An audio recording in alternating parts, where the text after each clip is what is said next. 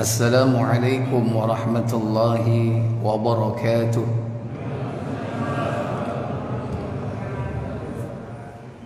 Alhamdulillah, nahmaduhu wa nasta'inuhu wa nastaghfiruh wa na'udzu billahi min sururi anfusina wa min sayyiati a'malina. Man yahdihillahu fahuwal muhtadi wa man yudlil fala hadiya lahu. Wa asyhadu an la ilaha illallah wahdahu la syarika lah wa asyhadu anna Muhammadan abduhu wa rasuluhu la nabiyya ba'dah. Allahumma salli wa sallim wa barik ala Muhammadin sallallahu alaihi wa ala alihi wa ashabihi wa man tabi'ahum bi ihsanin ila yaumiddin, amma ba'd. Puja dan puji syukur kita nikmat kepada kita semua. Alhamdulillah, Allah mudahkan kita berkumpul di majelis ini. Semoga Allah memberikan keberkahan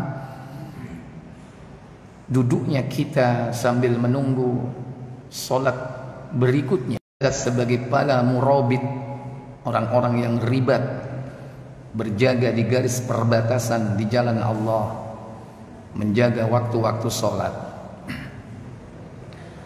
Tak lupa salawat dan salam semoga tetap terlimpah kepada junjungan kita Nabi besar Muhammad sallallahu alaihi wa ala alihi wasallam beserta seluruh keluarga dan keturunan beliau, para sahabat beliau radhiyallahu taala anhum ajma'in, dan kepada siapapun di antara pengikutnya hingga tegaknya hari kiamat.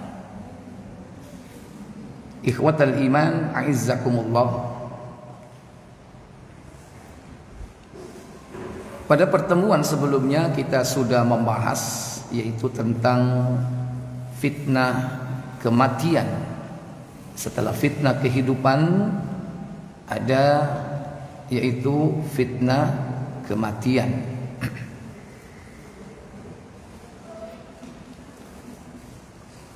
Maka selanjutnya di antara doa perlindungan atau permintaan kita berlindung setelah dari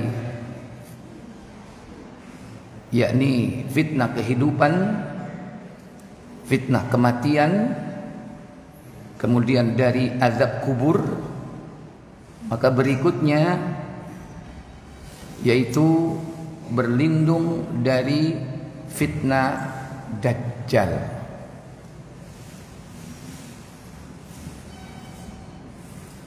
Dajjal diartikan secara bahasa sebagai kadzab, pendusta.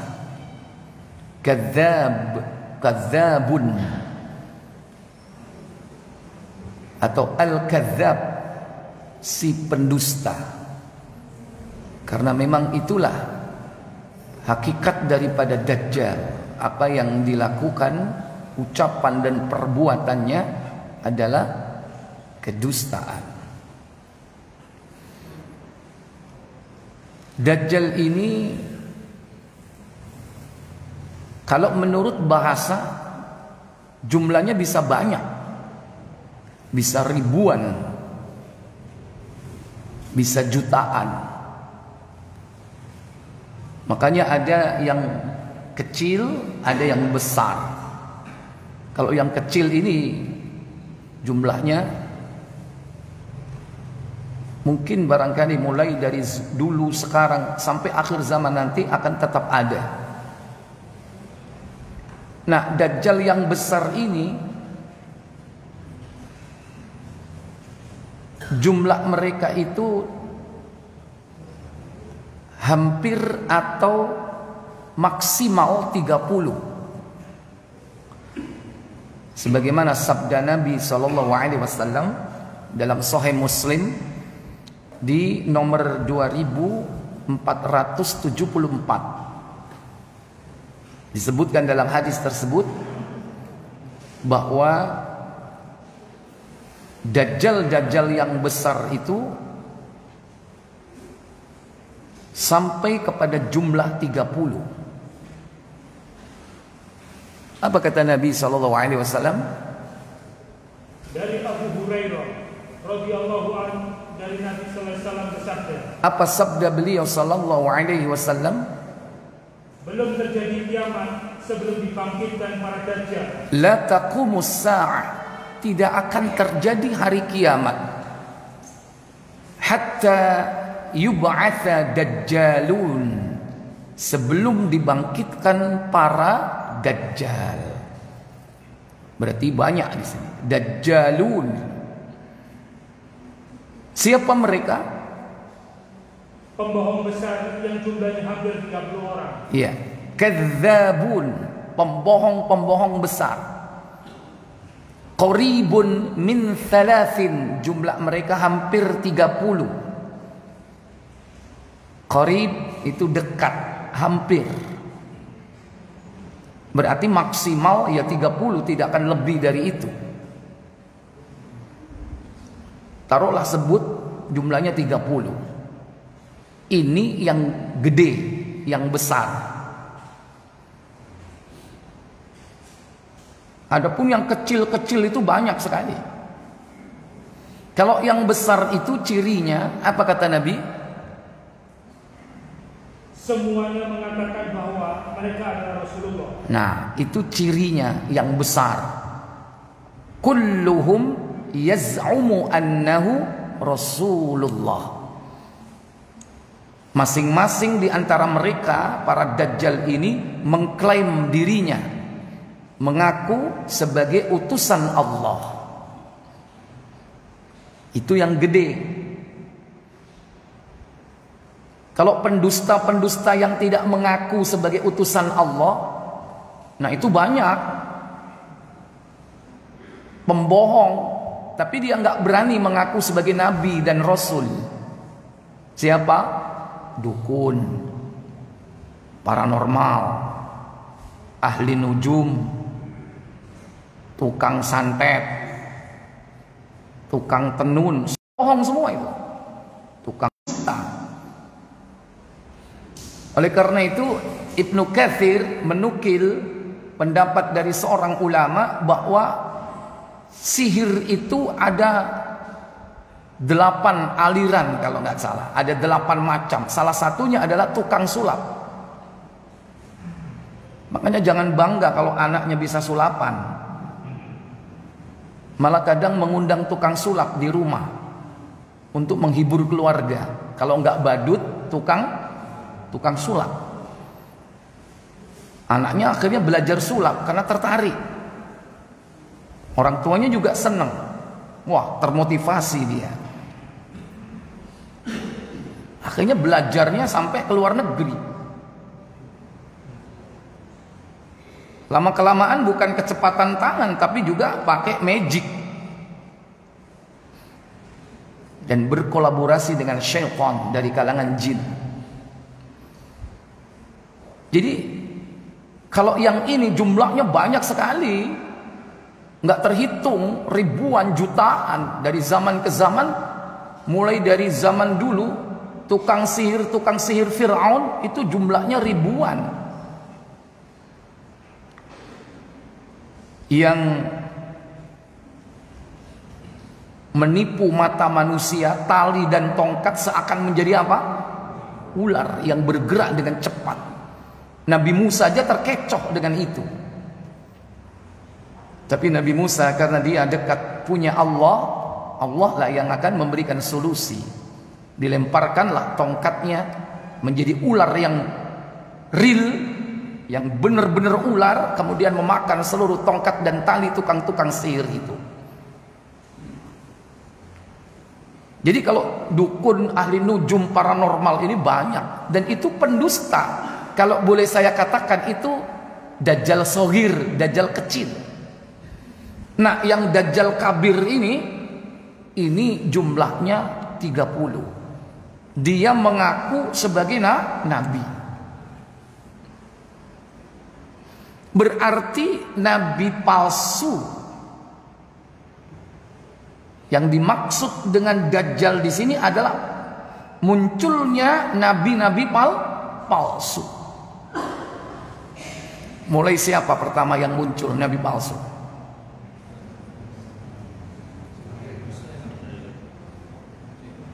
Musailamah al-Kadzdzab itu nomor 2. Yang pertama.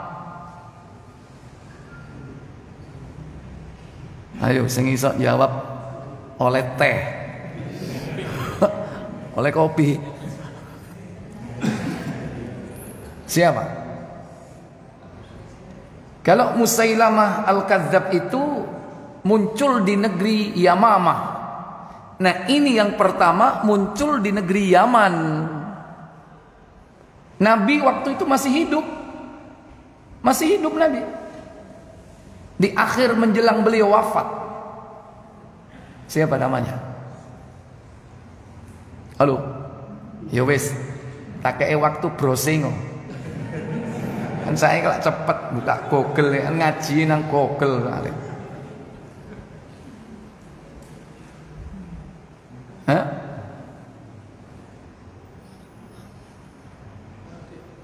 Dia bernama Al-Aswad Al-Ansi. Al-Aswad Al-Ansi. Aswad itu artinya hitam. Memang orangnya hitam, besar, gede dukur, wireng.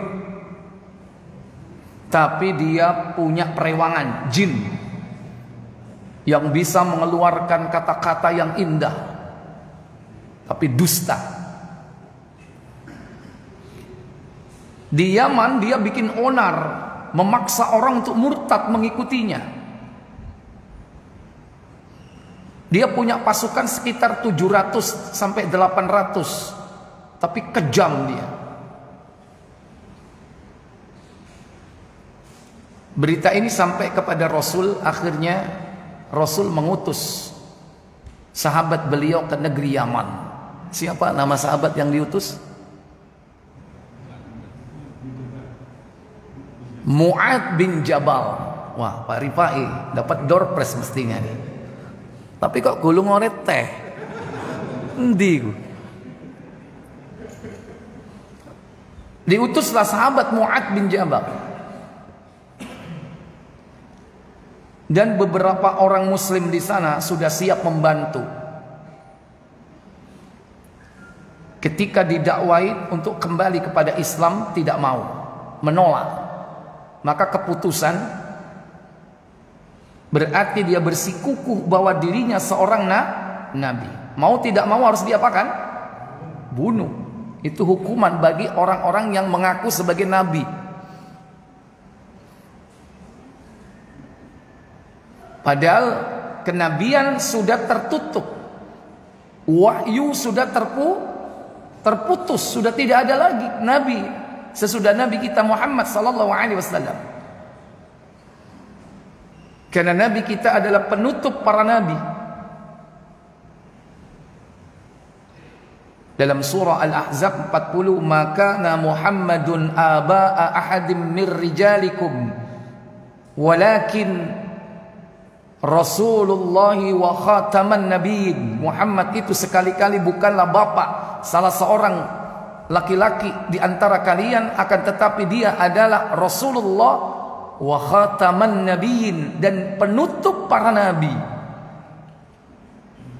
Sehingga nama beliau selain dari Al-Hashir, pengumpul, Al-Mahi, penumpas, nama lain beliau adalah Al-Aqibu.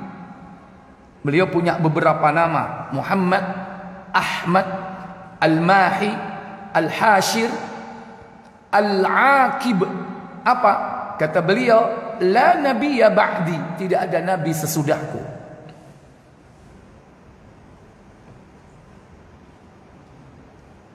Maka ketika diajak kembali kepada Islam, bertobat dari dosa mengaku sebagai nabi, dan itu merupakan kekufuran.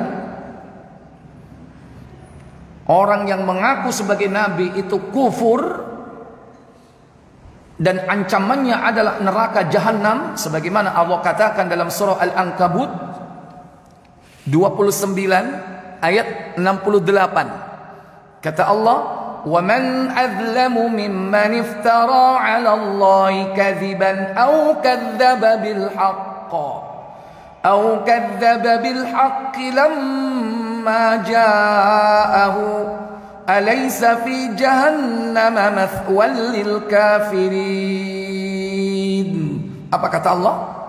Dan siapakah yang lebih zalim daripada orang-orang yang mengada-adakan kedustaan terhadap Allah atau mendustakan yang hak tatkala yang hak itu datang kepadanya?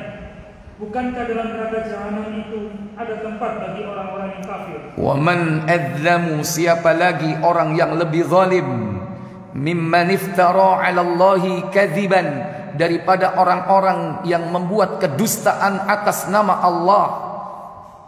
Iftara 'ala Allahi kadziban, yang dimaksud di sini adalah yaitu orang yang mengatakan, aku mendapatkan wahyu, aku mampu mendatangkan seperti yang didatangkan kepada para nabi dan rasul.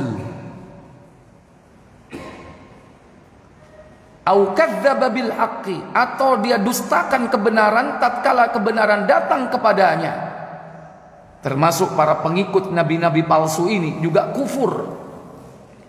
Alaysa fi jahannam, bukankah ke dalam neraka jahannam mathwal lil kafirin, terdapat tempat kembali bagi orang-orang kafir. Maka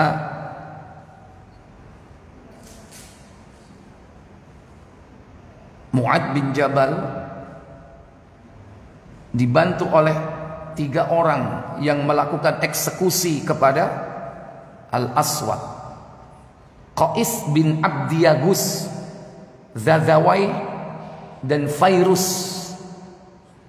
2 orang ini yang memegangi Al-Aswad ketika tidur di kemahnya. Adapun Fairus yang bertugas memenggal kepalanya. Ternyata ada salah seorang istri dari Al-Aswad ini yang sudah muak dengan perilaku suaminya. Dia membelot dan membantu proses eksekusi. Istrinya yang bernama Azad berjaga-jaga di depan kemah. Ketika disembelih, ngorok itu si Al-Aswad, pasukannya datang ke kemah. Ada apa dengan Nabi kita? Ada apa? Kata istrinya, tenanglah, nabimu sedang menerima wahyu. Nggak jadi, Pak. Balik lagi dia ke baraknya. Di pagi hari ternyata Al-Aswad sudah tewas, terpenggal lehernya. Nah, ketika dipenggal itu, jinnya ini keluar, Pak. Sempat bicara, "Hei Fairus, aku tidak punya urusan dengan engkau. Kenapa kau bunuh aku?" Kisah ini bisa dibaca dalam kitab yang berjudul Al-Bidayah wan Nihayah yang ditulis oleh Ibnu Katsir, terutama pada masa akhir Rasulullah SAW menjelang wafatnya dan awal dari pemerintahan khalifah pertama, yaitu Abu Bakar As-Siddiq. Baca di bab itu tentang peristiwa ini. 3 hari setelah kematian Al-Aswad Al-Ansi ini, Rasulullah SAW sudah mendengarkan kabar tewasnya nabi palsu ini. 3 hari setelah itu Nabi wafat, berpulang ke haribaan Allah pada bulan Rabiul Awal.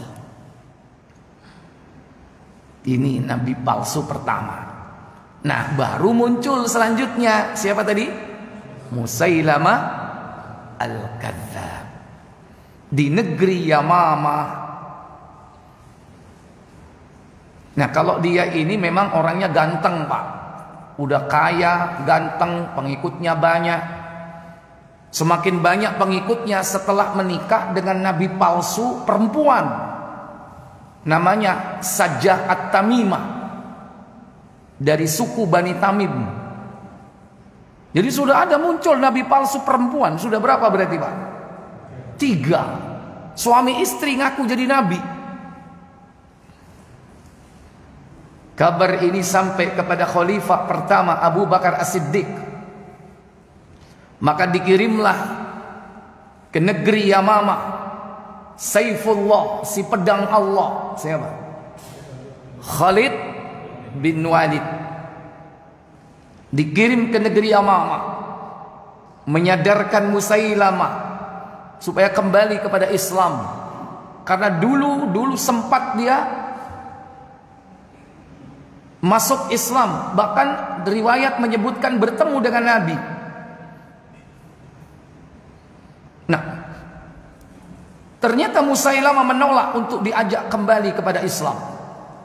Maka mau tidak mau, keputusan dia harus dihukum. Hukumannya apa? Mati. Tapi karena pengikutnya banyak, punya pasukan, tidak mudah. Maka yang terjadi adalah perang besar, yaitu perang Yamama di masa pemerintahan Khalifah Abu Bakar As-Siddiq. Mereka disokong oleh orang-orang yang murtad keluar dari Islam. Akhirnya Musailamah Al-Kadzdzab tewas dengan dadanya jebol, ditombak oleh seorang mantan budak yang dulu sempat membunuh Hamzah. Siapa? Pada perang Uhud, sahabat Nabi, paman Nabi Hamzah terbunuh di tangan budak. Saat itu masih budak. Budaknya Hindun, ahli tombak. Namanya siapa? Wahsy. Nah, Wahsy ini ternyata dia masuk Islam. Di antara yang pernah dia lakukan semasa dia waktu masuk Islam, yaitu membunuh nabi palsu Musailamah Al-Kadzdzab. Setelah terbunuhnya Musailamah, mereka kocar-kacir.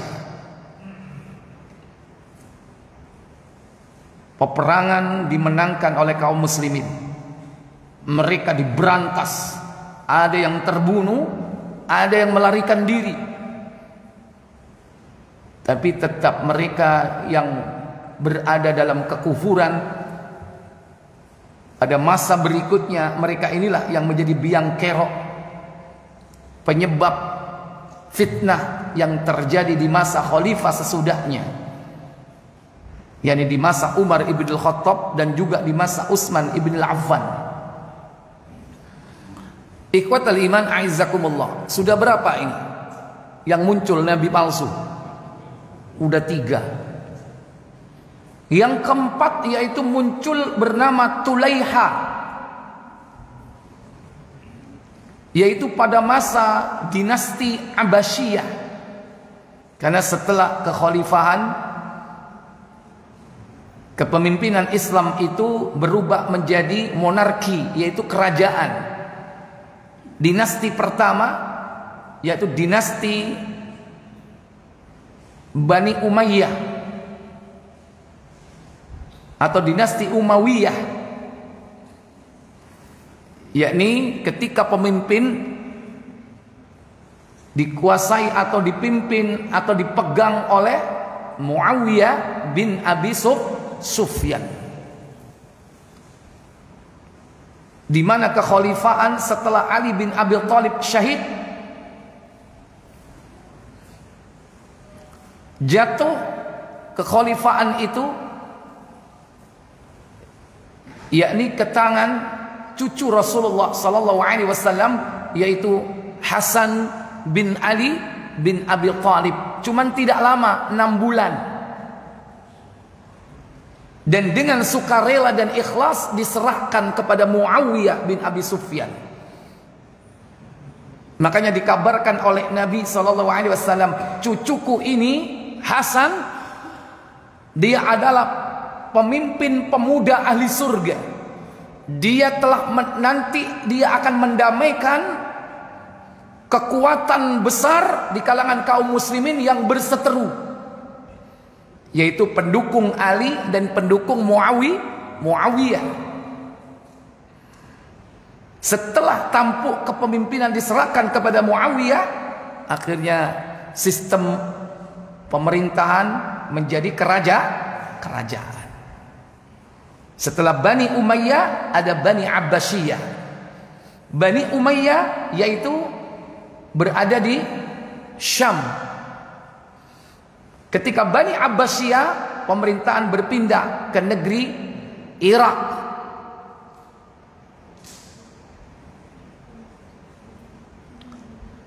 Nah, di Bani Abbasiyah ini muncul siapa tadi?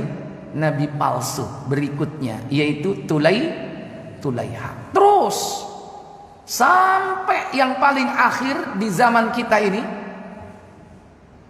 yang levelnya internasional, di seluruh negeri ada, yaitu siapa? Mirza Ghulam Ahmad. Kelompok yang bernama Ahmadiyah. Muncul awalnya di mana itu? Lahore di India. Disokong oleh kolonial Inggris. Berkembang ini di setiap negeri jajahan-jajahan Inggris. Ternyata di Indonesia, sekalipun Indonesia tidak dijajah oleh Inggris, tapi ada pengikutnya. Sampai hari ini masih eksis Ahmadiyah di negeri kita. Mengaku bahwa Mirza Ghulam Ahmad adalah nabi setelah Nabi Muhammad. Sekalipun mereka mengakui Nabi Muhammad sebagai nabi, tapi mereka tidak mengakui sebagai penutup para nabi. Kalimat khatamun nabiyyin dalam surah Al-Ahzab diartikan bukan penutup para nabi, tapi mereka artikan sebagai cincinnya para nabi. Karena makna khatam bisa berarti penutup, dan khotam itu bermakna cincin. Khotamun nabiyyin, cincinnya para nabi. Ini kejahatan mereka dalam mentakwil, memalingkan makna khotamun nabiyyin menjadi cincinnya para nabi. Sehingga dengan dalih itulah mereka mengakui bahwa ada nabi setelah Nabi Muhammad SAW, dan yang dimaksud di sini adalah nabi mereka, yaitu Mirza Ghulam Ahmad, yang akhir dari kematiannya Allah siksa dia dengan penyakit sakit di akhir hidupnya. Itu termasuk dari azab Allah Jalla wa'ala. Ikhwatal iman, a'izzakumullah. Tapi kalau di negeri kita ini sebetulnya pernah juga muncul nabi palsu, Pak ya. Tapi apakah termasuk dari 30 itu? Wallahu a'lam. Satu, siapa dia? Musaddiq. Yang kedua siapa? Lia Eden. Lia Eden. Masih ada sekarang ya? Iya.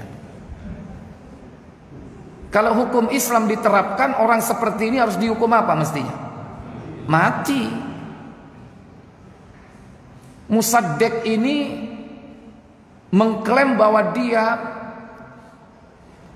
memiliki agama yang disebut dengan millah Ibrahim, karena dia itu mencampur antara keyakinan Yahudi, Nasrani, dan Islam. Jadi sinkritisme. Banyak pemuda-pemuda itu direkrut. Mereka sempat diajak hijrah ke Kalimantan. Gerakan mereka tersamarkan. Pernah dengar gerakan Gavatar? Gerakan Fajar Nusantara. Itu pimpinannya Musaddiq. Dan mereka itu diajak untuk meyakini agama baru itu. Anggapan mereka inilah solusi agama di akhir zaman, supaya tidak terjadi pertikaian antara agama-agama di muka bumi ini. Maka dicampur. Demikian pula yang perempuan itu. Awalnya mengaku sebagai Al-Mahdi, lantas mengaku menjadi seorang nabi.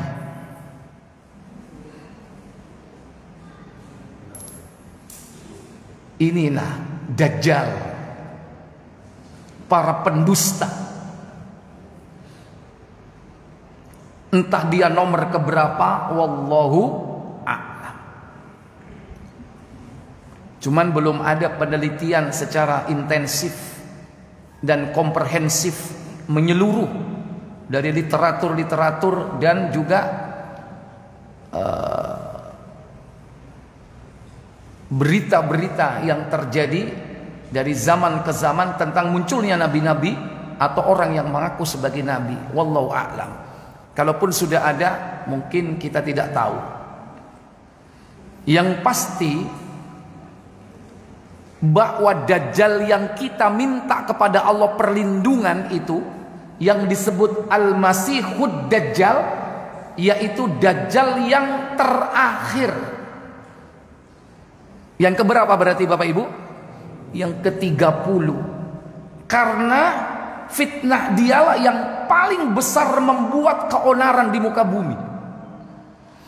Dan dia memiliki ciri-ciri khusus yang disebutkan oleh Nabi SAW.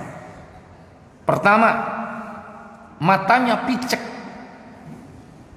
terhapus sebelah mata kanannya, tertutup selapis daging, sehingga dia melihat dengan mata kirinya. Kedua, tubuhnya tinggi besar tapi pendek. Tinggi besar tapi pendek, gimana maksudnya? Maksudnya perawakannya cebol, gundek gitu, atau pendekar, apa? Pendek mekar. Disebutkan dalam riwayat seperti itu, tapi tubuhnya besar. Dan itu sempat dilihat oleh sahabat Tamim Ad-Dari ketika terdampar di sebuah pulau. Dalam riwayat Abu Dawud, nanti kita akan buka.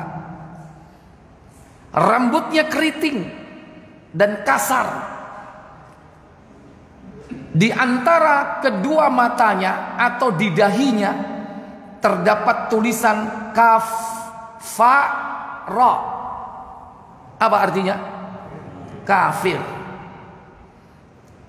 Yang tulisan ini bisa dibaca hanya oleh orang-orang beriman. Baik yang dia bisa baca tulis ataupun tidak bisa baca tulis, bisa membaca. Karena yang membaca adalah imannya, bukan IQ atau akalnya. Sekalipun dia ahli membaca, IQ-nya tinggi, tapi gak beriman, gak akan tahu kalau dia adalah Dajjal. Baik, kita buka ciri-cirinya. 2476 Muslim. Dari Ibnu Umar radhiyallahu anhuma katanya, Rasulullah SAW berbicara mengenai Dajjal di hadapan orang banyak. Sabda beliau, sesungguhnya Allah Ta'ala tidak picek. Innallaha laisa bi'awar. Sesungguhnya Allah Ta'ala itu tidak picek. Maksudnya buta mata sebelahnya. Kenapa? Karena nanti Dajjal itu mengaku sebagai Allah. Makanya Nabi tegas di awal mengatakan Allah itu tidak buta mata sebelahnya. Karena orang yang buta mata sebelahnya nanti di akhir zaman, dia mampu menurunkan hujan, menumbuhkan tanaman, dia mengaku sebagai Allah. Tidak lain adalah Dajjal. Apa kata beliau? Ketahuilah. Sesungguhnya Al-Masih Dajjal yang pijak mata kanannya seperti sebuah anggur mengembung. Iya. Nabi mengatakan dalam hadis ini, ala ketahuilah, innal masihad dajjal, sesungguhnya al-masihud dajjal a'warul ainil yumna, picek mata sebelah kanannya, ka'annahu inabatun tafiyah, seperti sebuah anggur yang menyembul katanya. Jadi matanya itu yang picek, maaf, sebelah kanan itu menonjol seperti anggur dan matanya itu redup. Seperti orang buta ya, matanya apa? Kayak anggur apa, Pak? Kismis. Bayangannya lah roti ono kismise. Anggur yang sudah lama itu, anggur bosok itu, Pak. Ya, kalau merah kan mengkilat kan, enggak? Nah, itu masih bagus ini. Matanya redup atau warnanya beda. Lihat orang buta kan matanya putih gitu kan, semuanya seperti itu. Beda dengan mata sebelahnya yang kiri, sehingga dia itu melihat dengan mata kirinya. Dan pengikut-pengikut Dajjal itu tahu pemimpinnya ini matanya hanya sebelah. Makanya para pengikut Dajjal itu menebarkan simbol mata satu, the one eye, mata satu. Dan itu banyak dalam kehidupan sehari-hari, entah itu di produk-produk yang pengikut-pengikut Dajjal ini untuk mengerahkan, yakni apa, sosialisasi kepada manusia supaya orang terbiasa dengan mata apa? Mata satu. Mulai dari perilaku artis ketika mereka membuat video klip itu ditampilkan mata satu ya. Atau film-film kartun untuk anak-anak kita itu ada yang menampilkan mata satu. Sampai di duit dolar, berapa dolar? $1 itu ada simbol mata satu di atas piramid atau di puncak piramida itu, simbol mata satu. Dan masih banyak yang lainnya.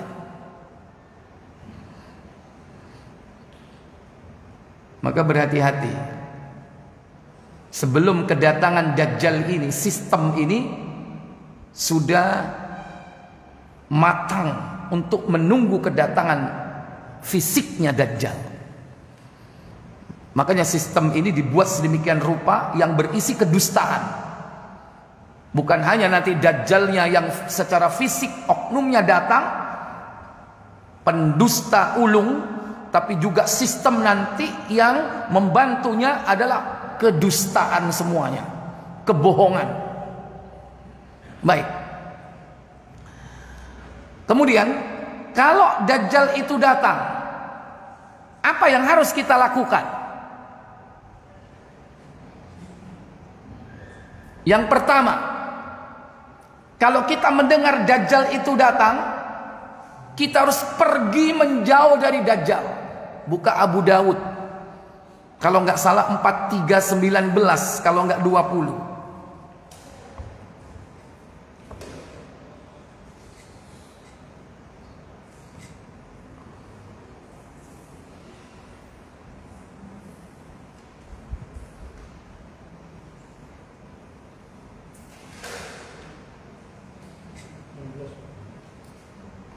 Berapa?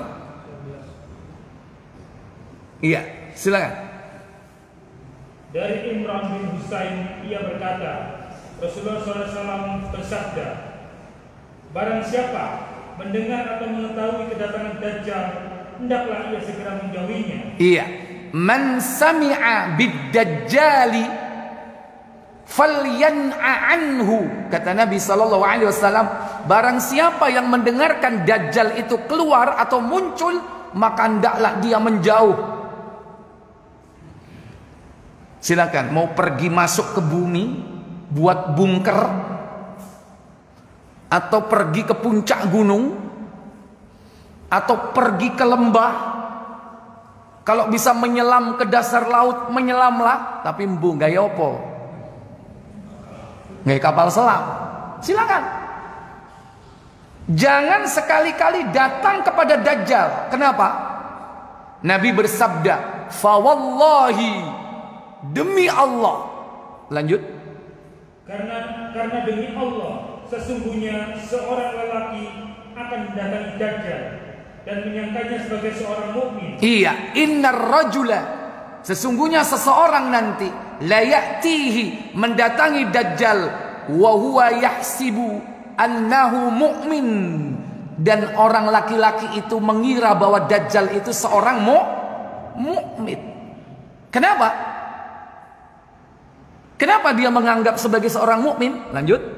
Hingga kemudian ia akan mengikuti hal-hal syubhat yang ditebarkan Dajjal. Fayattabi'uhu mimma yab'atsu bihi minasyubuhat.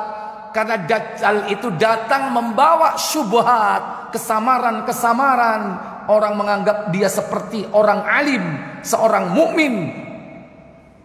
Dan bahkan ada yang menganggapnya nabi, ada yang menganggapnya sebagai Tuhan bahkan. Hati-hati. Makanya latihan iku saiki. Nek ana Dajjal cilik, ojo mau tekoi. Sapa Dajjal cilik, Mang? Dukun, tukang sulap. Nek ana sulapan nang lapangan dodol obat, ana sulapan ojo ndelok. Sampeyan gak seneng ndelok kan? Rame rek, opo iki rek? Tangane dicoblos e. Coblos tembus, ya kan? Pedangi isok ngadeg dewe, ya. Terus ditompok pedangi nang ndukur. Saya tanya, dusta nggak ini? Bohong nggak ini? Ojo mau tekani. Lah nek Dajjal cilik aja, kalau Dajjal yang kecil aja kita kalah, kita datang terkena subhatnya, apalagi Dajjal yang besar. Karena ini masternya the master.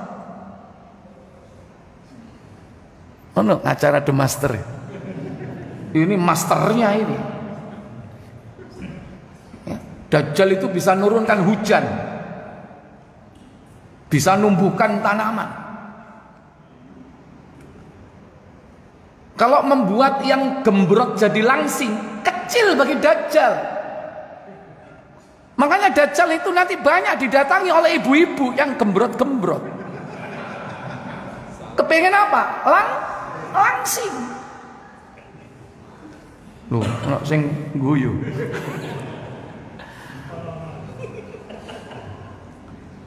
Wajah orang bisa jadi putih, bersih. Ya kan? Nggak usah pergi ke salon. Karena dia ahli sihir. Sekarang kan sudah bisa itu orang tertarik dengan penampilan wanita karena pakai apa? Sosok. Itu Dajjal kecil itu, dukun-dukun ahli pasang sosok. Wanita yang pasang sosok umur swidak siji koyok nembel.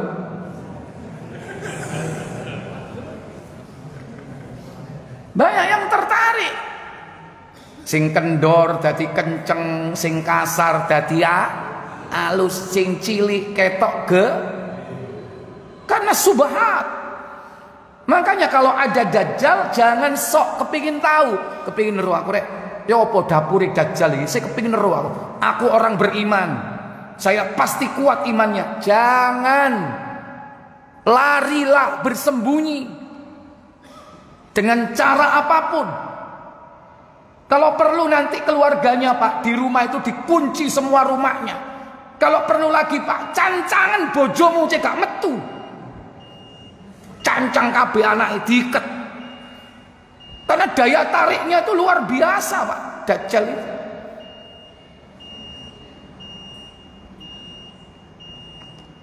Ya. Jadi caranya satu, kita berlindung dengan doa. Berlindung kepada Dajjal melalui doa kepada Allah Jalla wa'ala supaya dihindarkan dari Dajjal. Atau kalau enggak mati sebelum Dajjal keluar. Aman wis.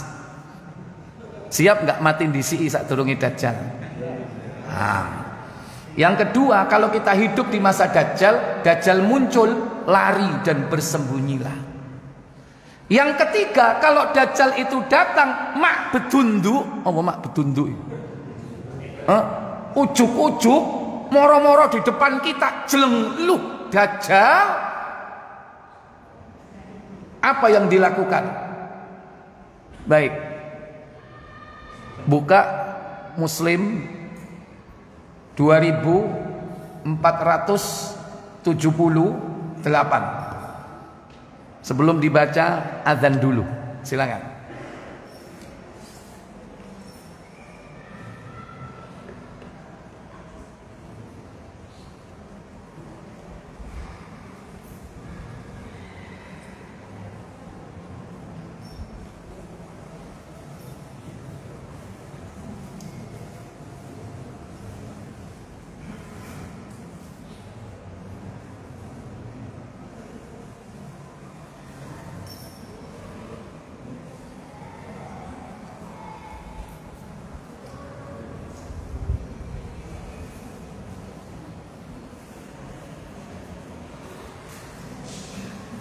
Allahu Akbar.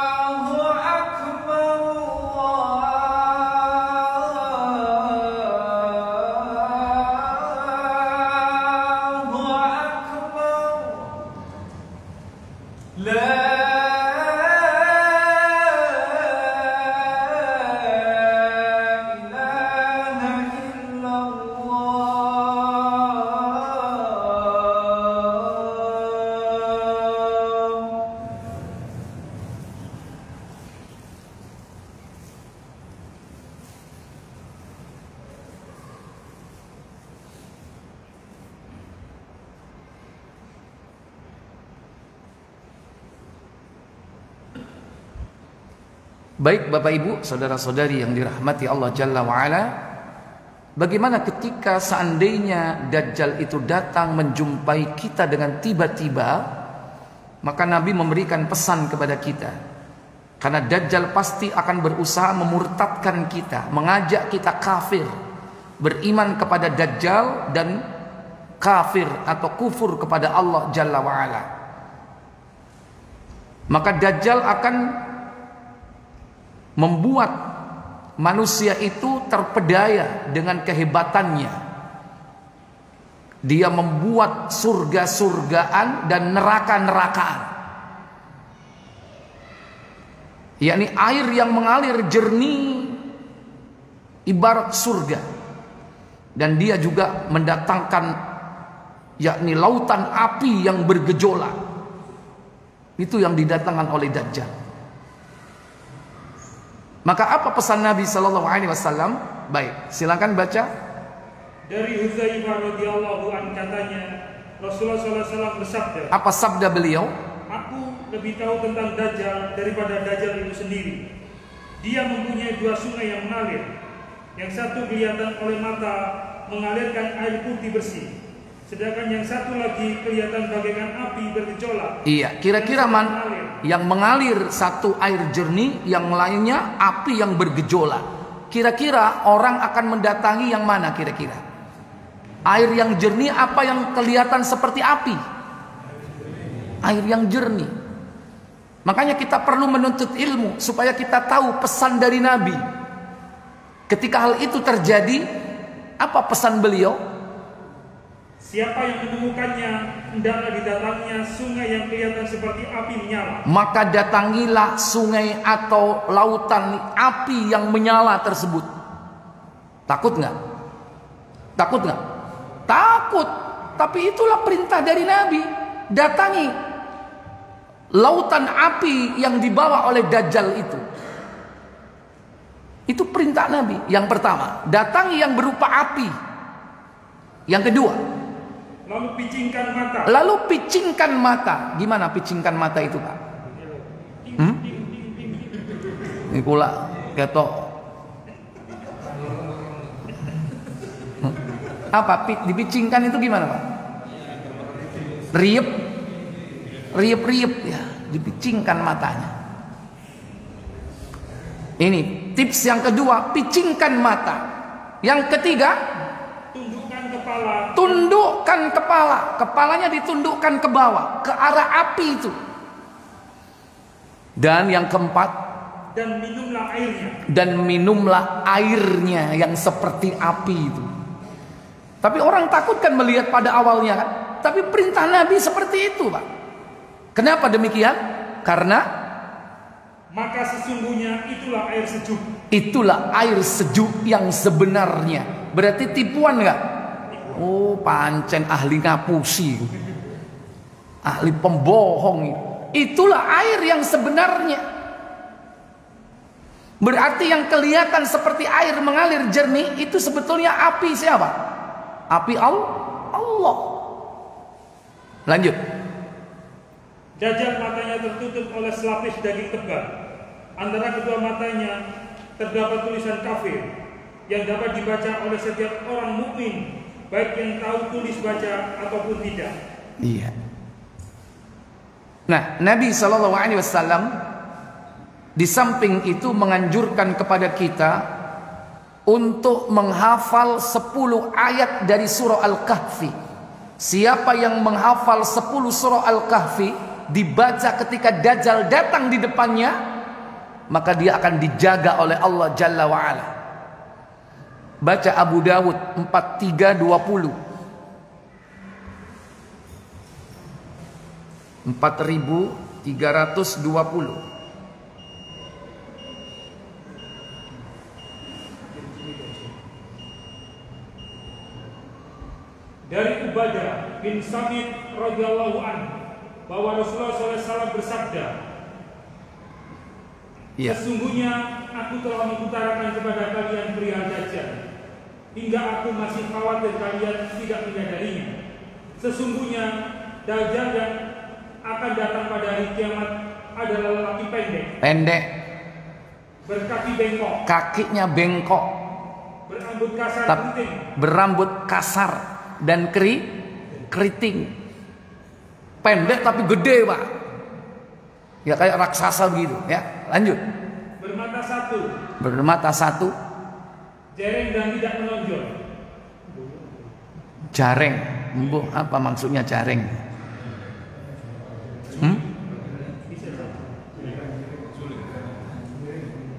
Miring. Oh ya. Jadi yang buta itu matanya seperti itu, cacatnya ya. Jareng. Terus.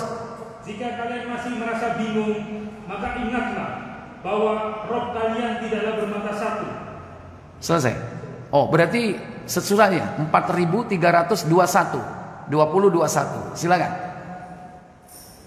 Dari Nawas bin Sam'an Al-Kilabi, ia berkata, Rasulullah telah menyebutkan tentang Dajjal. Beliau bersabda, jika Dajjal keluar dan aku tengah berada bersama kalian, maka akulah yang menjadi hujah bagi kalian. Dan jika Dajjal keluar dan aku tidak tengah bersama kalian, maka tiap orang harus menjadi hujah bagi dirinya sendiri. Sesungguhnya Allah adalah pelindungku dan bagi setiap muslim. Jika seseorang dari kalian menjumpai Dajjal, maka bacakanlah kepadanya ayat pembuka dari surat Al-Kahfi. Iya, faman adrakahu minkum falyaqra. Maka bacalah jika kalian berjumpa dengan Dajjal, yakni Mafatiha Suratul Kahfi, yakni pembuka dari surah Al-Kahfi. Yang dimaksud pembuka di sini adalah 1 sampai 10 ayat. Kenapa demikian? Fa innaha, karena bacaan itu akan menjaga kalian dari fitnah Dajjal. Jiwarukum min fitnatih, dia akan menjaga, memelihara kalian dari fitnah Dajjal. Kemudian, lalu kami bertanya, berapa lamakah Dajjal akan berada di bumi? Iya, berapa lama dia berada di bumi? Jadi Dajjal ini muncul pertama kali itu di tempat antara Syam dan Irak. Antara Syam dan Irak. Negeri apa itu? Khurasan. Khurasan ini negeri yang unik. Di situ banyak suku-suku bangsa dari Jazirah Arab yang berkumpul di sana. Termasuk juga banyak orang Yahudi. Termasuk sebagian dari Khurasan sekarang itu adalah tempatnya yaitu kelompok yang ditakuti oleh Amerika yang sekarang memenangkan peperangan. Siapa itu? Taliban. Itu juga sebagian wilayahnya di Afghanistan termasuk disebut sebagai Khurasan. Dan dari situlah pula nanti di akhir zaman muncul pasukan Panji Hitam yang mendukung Imam Al-Mahdi yang akan bersama Nabi Isa, yakni memerangi Dajjal dan bala tentaranya. Karena Dajjal ini akan diikuti oleh 70.000 pasukan dari Yahudi Isfahan. Dan mereka sudah mempersiapkan diri, orang-orang Yahudi Isfahan ini. Dia mirip dengan orang-orang Syiah Rafidhah. Karena memang Syiah ini cikal bakalnya, gennya dari mana? Yahudi. Nah, kemudian dia muncul ke bumi ini cuma 40 hari. Tapi 40 hari ini lama. Kenapa? Lanjut. Beliau bersabda, 40 hari. Setiap harinya selaksa 1 tahun. 1 hari seperti setahun. Hari pertama maksudnya. Itu seperti setahun. Berarti berapa hari? 365 hari. Hari kedua. Satu harinya berikut ada 1 bulan. Hari berikutnya seperti sebulan. Tambah berapa? 365 tambah berapa? Tambah 30. Berarti 395. Ya. Kemudian berikutnya. 1 hari berikutnya sama dengan 1 minggu. Iya. Hari ketiga sama dengan sepekan. 395 tambah 7 berapa?